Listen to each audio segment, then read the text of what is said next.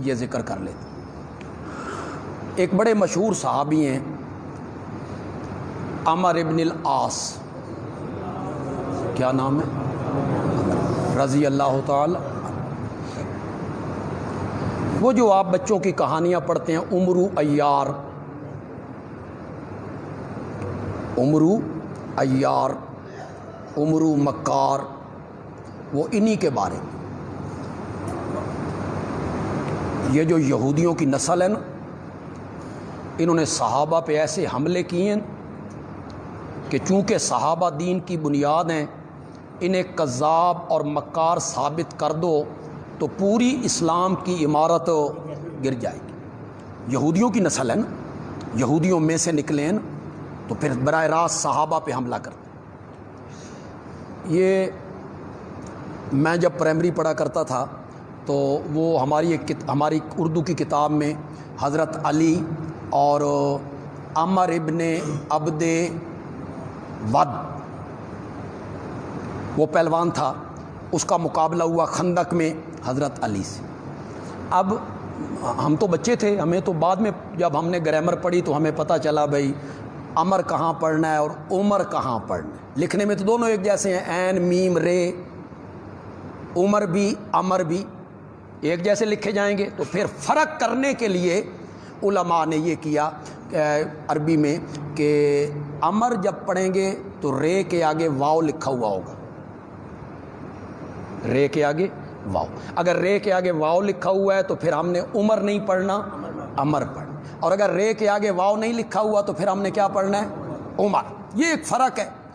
تو اللہ جو ہمارے ٹیچر تھے، استاد تھے ہمارے لیے تو قابل احترام ہے، وہ ہمیں عمرو پڑھاتے رہے، عمرو. اور آگے ود کو ود، عبد ود کو ود، حالانکہ قرآن میں ہے ودن، وہ جو حضرت نوح علیہ السلام کی قوم کے 5 تن تھے، ود، سوا، یغوس، یعوق، وہ تو قرآن میں ود کا لفظ. وہ تھا عمر ابن عبد ود. کل میں پچھلے دنوں میں فیس بک پہ کسی بڑے عالم کی تقریر سن رہا تھا، وہ بھی اب عبد ود پڑھ رہے تھے. میں نے کہا انا للہ،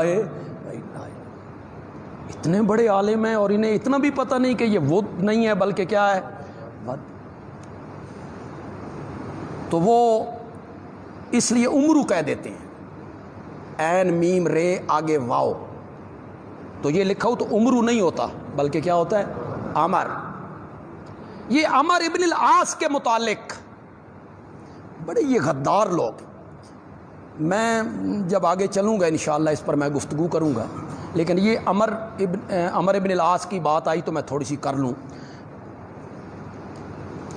انہیں کیوں کہا جاتا ہے مکار، دغاباز، چالاک، کیوں کہا جاتا ہے؟ صرف تاریخ کی ایک روایت،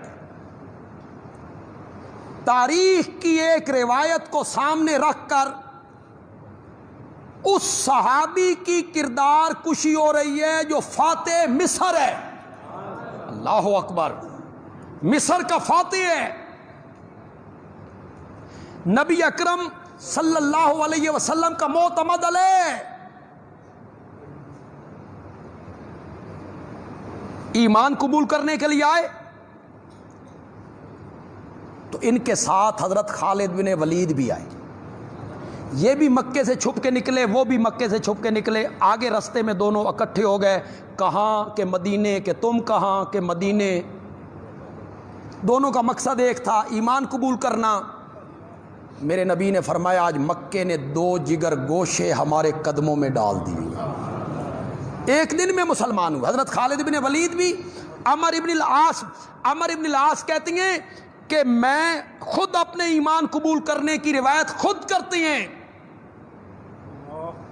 کہ مجھے نبی پاک نے فرمایا کیسے آنا ہوا کہ ایمان قبول کرنے کے لیے، ابسط یمینک، اپنا دایاں ہاتھ بڑھائیے، میں آپ کے ہاتھ پر بیعت کرنا چاہتا ہوں.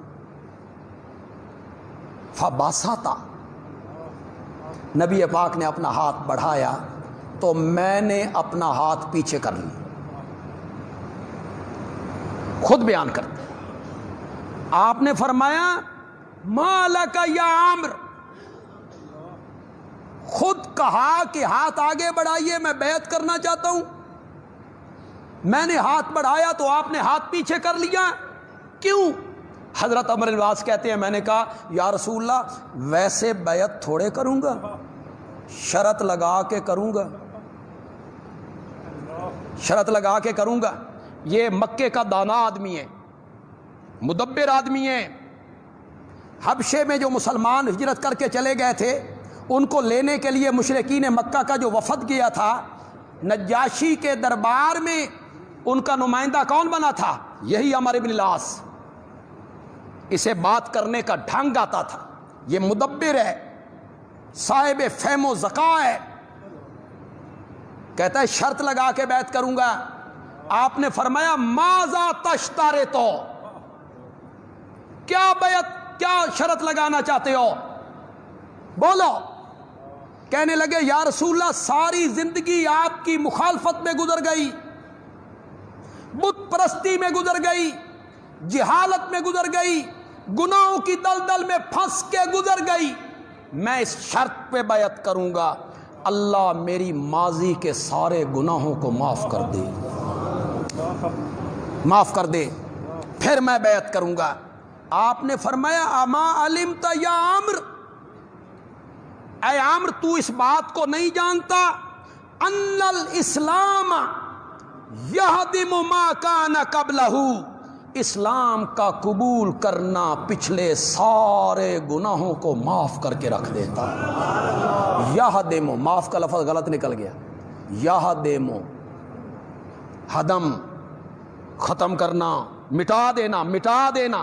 ان الاسلام یہدم ما کان قبلہ وان الہجرۃ تہدم ما کان قبلہ وان الحج یہدم ما کان قبلہ، ہجرت کرنا پچھلے گناہوں کو مٹا دیتا ہے اور حج کرنا پچھلے گناہوں کو مٹا دیتا ہے۔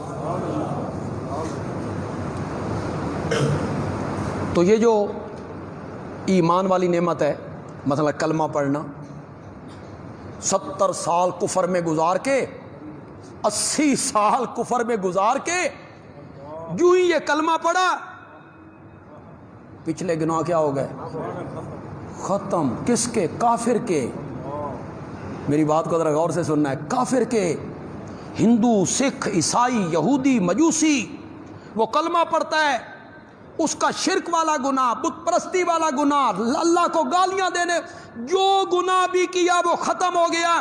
بندیالوی کہتا ہے اگر کافر کلمہ پڑھے تو اس کے پچھلے سارے گناہ معاف ہو جاتے ہیں، اور اگر کوئی مومن اس کلمے کا ورد کرے تو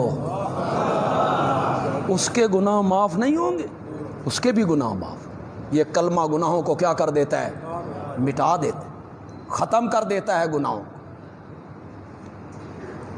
حضرت عمر بن العاص نے کلمہ پڑھا، میرے نبی نے کہا اسلام پچھلے سارے گناہوں کو ختم کر دیتا ہے، یہ فاتح مصر ہے، اسے کیوں گالیاں بکتے ہو، اسے کیوں مکار اور عیار کہتے رہتے ہو؟ ایک تاریخی روایت کی بنا پہ، صرف تاریخ جبریل لے کے اترا ہے، تاریخ وہی ہے، صرف ایک تاریخی روایت پر میں وہ سنا دیتا ہوں آپ کو، آپ پھر خود، میں آپ کی عقل و خرد سے پوچھ لوں گا کہ یہ تمہارا دل مانتا ہے۔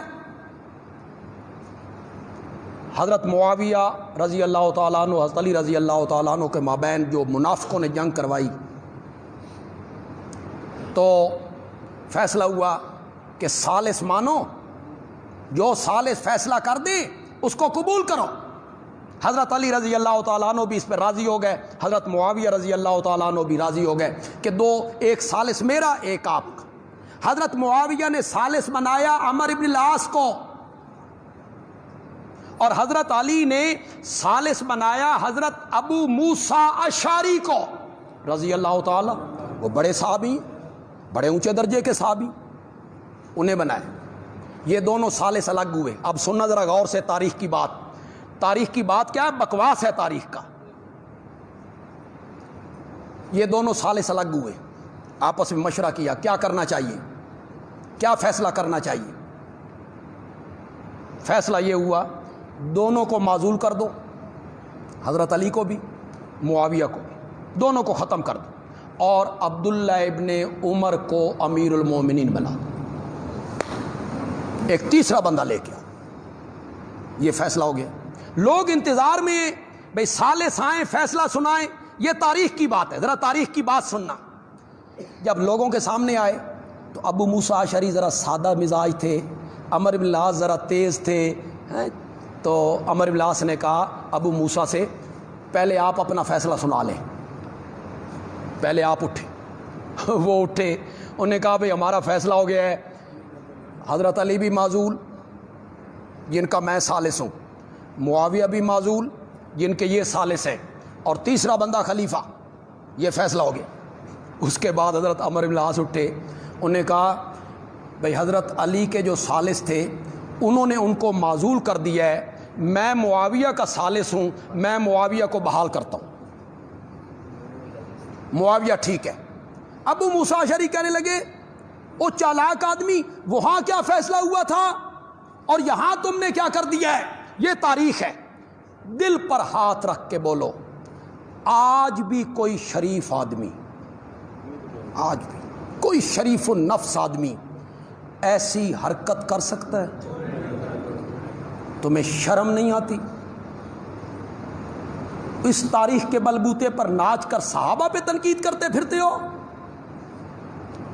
آج بھی کوئی شریف آدمی ثالث بنے نہیں کرتا یہ حرکت کہ وہاں فیصلہ کچھ ہو، عوام کے سامنے وہ فیصلہ کچھ کرے۔ تاریخ نے حضرت عمرو بن العاص کی تصویر یہ پیش کی کہ وہ جو کچھ وہاں کہا تھا اس کے الٹ یہاں کہا، غلط بیانی کی، جھوٹ بولا، یہ تیری تاریخ کہتی ہے۔ اور جس کتاب کے ماتھے کا جھومر ہے ذالک الکتاب لا ریب فیہ، وہ کتاب سب صحابہ کے متعلق کہتی ہے اولئک ھم الصادقون، اولئک ھم المتقون۔